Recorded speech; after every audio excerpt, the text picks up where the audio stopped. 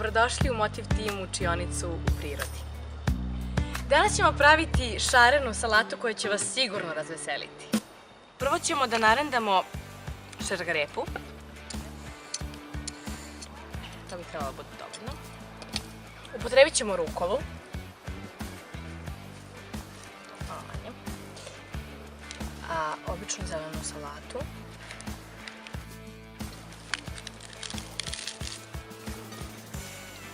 I spanać. Takođe ćemo da stavimo i šargarepu. Kuruz šećerac.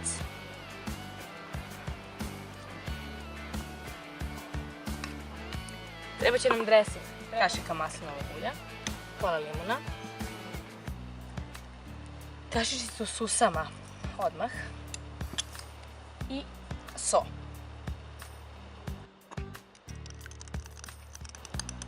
Sve to lepo umešamo i prelijemo preko salate. U ovo dodajemo paradajz. Imamo ovde šarene paradajziće koje ćemo da iseckamo na polovine.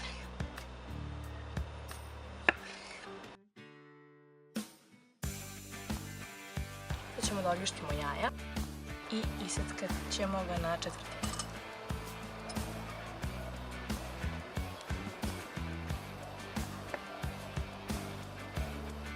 Stavljamo jaja u salatu.